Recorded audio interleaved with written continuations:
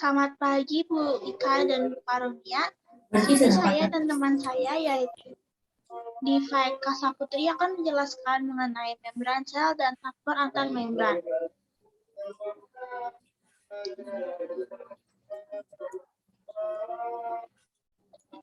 Lalu saya akan menjelaskan mengenai membran sel. Membran sel merupakan bagian terluar sel yang memisahkan sel yang hidup dengan lingkungan luar yang tak hidup. Membran sel berupa lapisan sangat tipis yang terbentuk dari molekul lipid dan protein. Membran sel bersifat dinamik dan kebanyakan molekulnya dapat bergerak di sepanjang bidang membran. Fungsi membran sel.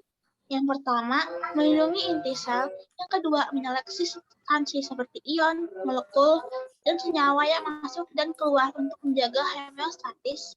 Yang ketiga, mendukung aktivitas biokimia yang berlangsung di dalam sel. Yang keempat, memberikan respon terhadap suatu rangsangan luar.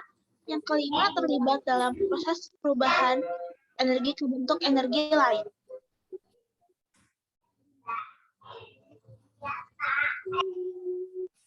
Struktur membran sel.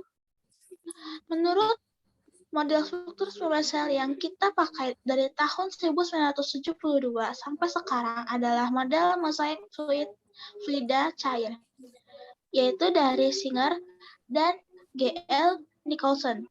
Bahan penyusun membran sel adalah molekul lipid, protein, dan sedikit karbohidrat. Lipid. Lipid yang menyusun membran sel terdiri dari fosfolipid dan sterol serta sedikit karbohidrat. Komponen penyusun membran sel terbanyak adalah fosfolipid.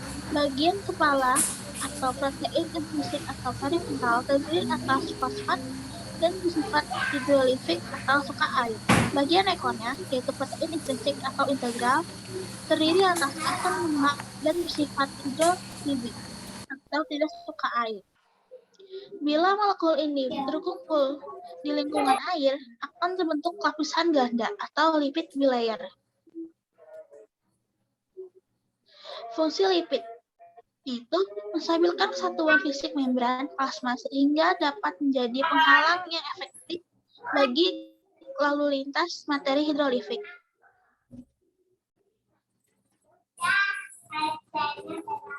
Yaitu bantu proses fungsi fisikal dan endositosis. Selanjutnya akan dijelaskan oleh teman saya, yaitu Mbak Diva. Silakan Mbak Diva. Baik, terima kasih atas waktunya Mbak Mary. Yang selanjutnya adalah protein. Di sini terdapat 4 kelompok protein. Yang pertama adalah protein periferal yang dapat ditemukan baik di dalam maupun di luar permukaan membran. Yang kedua, ada protein integral yang dapat ditemukan di antara membran dan memiliki daerah hidrofobik dan hidrofilik. Yang ketiga, protein transmembran yang bersifat amfipatik. Serta yang keempat adalah protein yang berikatan dengan lipid, yaitu dapat ditemukan di luar membran lipid pada ekstraseluler atau sitoplasmik. Sedangkan fungsi protein sendiri adalah sebagai enzim yang berguna dalam transport elektron untuk pembentukan ATP sebagai energi.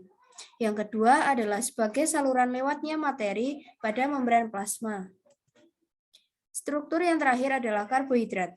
Karbohidrat pada membran umumnya dalam bentuk glikolipid dan glikoprotein. Glikolipid sendiri tersusun dari karbohidrat dan lipid.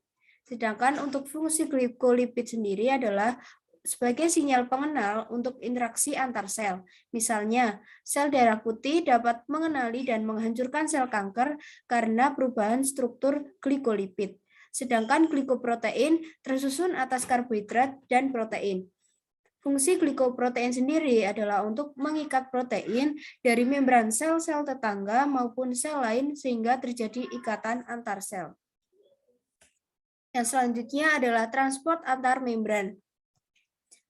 Transport antar membran dibedakan menjadi dua, yaitu transport pasif dan transport aktif. Transport pasif sendiri merupakan suatu perpindahan molekul menuruni gradien konsentrasinya.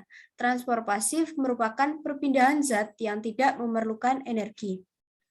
Transport pasif sendiri dibedakan menjadi 3, yaitu ada difusi terfasilitasi, dan osmosis.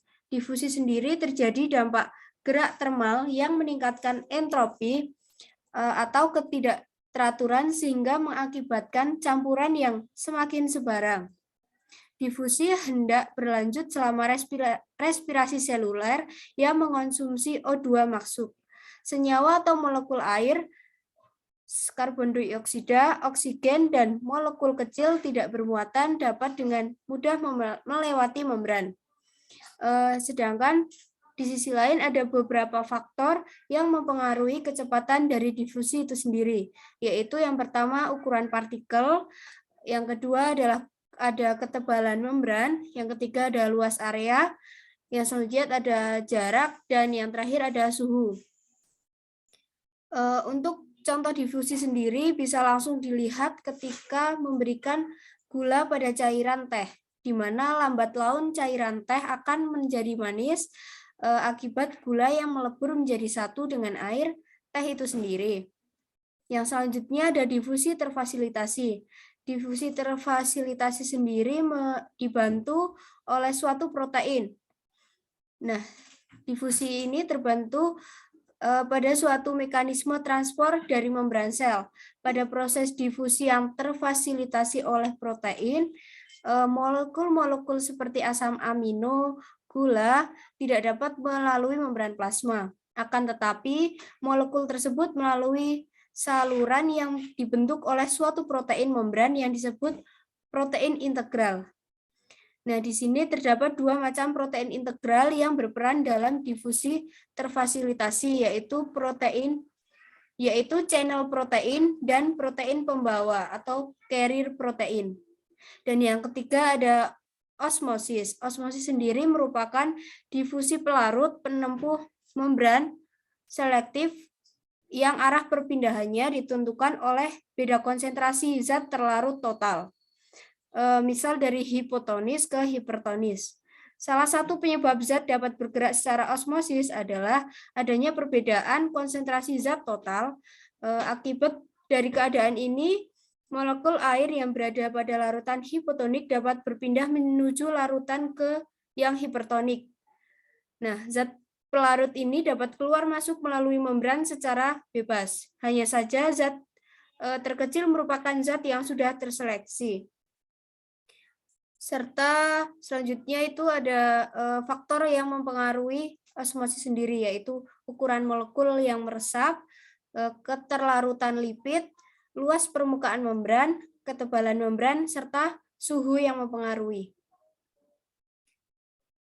Yang kedua ada transport aktif.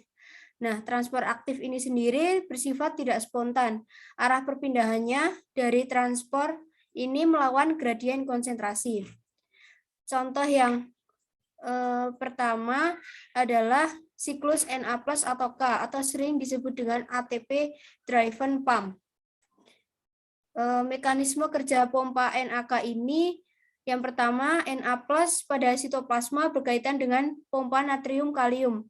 Afinitas terhadap Na+ tinggi saat protein terbentuk seperti ini. Yang kedua, pengikatan Na+ merangsang fosforilasi atau penambahan gugus fosfat protein oleh ATP. Yang ketiga, fosforilasi menyebabkan protein berubah bentuk sehingga afinitasnya terhadap Na+ menurun dan dilepaskan ke sebelah luar. Yang keempat, bentuk baru protein memiliki afinitas tinggi terhadap K+ yang berikatan ke sisi ekstraseluler dan memicu pelepasan gugus fosfat itu sendiri. Yang kelima, hilangnya fosfat mengembalikan bentuk awal protein yang memiliki afinitas lebih rendah terhadap K+. Dan yang terakhir, K+ dilepaskan, afinitas terhadap Na+ tinggi lagi, dan siklus ini berulang. Contoh dari transport aktif yang kedua ada endositosis. Endositosis sendiri adalah proses pembentukan kantung membran sel ketika larutan atau partikel ditransfer ke dalam sel. Endositosis merupakan proses pemasukan zat dari luar sel ke dalam sel. Partikel dari luar sel menempel pada membran, kemudian mendesak membran sehingga terjadilah lakukan yang semakin lama semakin dalam bentuknya, seperti kantung dan akhirnya menjadi bulat lalu terlepas dari membran. Nah, bulatan tersebut berisi partikel, lalu akan dicerna oleh lisosom atau enzim pencerna yang lain. Endositosis sendiri memiliki dua macam, yaitu pinositosis dan fagositosis. Nah, yang selanjutnya ada ekositosis. Ekositosis adalah mekanisme untuk mentransport materi ke luar sel. Organel sel yang memiliki peran dalam proses ini adalah aparatus Golgi yang melakukan pengemasan menjadi vesikula-vesikula untuk disekresikan. Nah, vesikula yang terbentuk dari aparatus Golgi ini akan dipindahkan menuju membran sel. Vesikula tersebut nantinya akan mengalami penyatuan dengan membran dan melepaskan materinya ke lingkungan di luar sel. Sekian presentasi dari kelompok kami. Saya kembalikan ke Mary. Baik, terima kasih untuk Mbak Diva. Untuk diskusi, silakan, dan apakah ada yang ingin bertanya? Untuk diskusi akan saya lanjutkan melalui Elita. Sekian, terima kasih. Selamat pagi.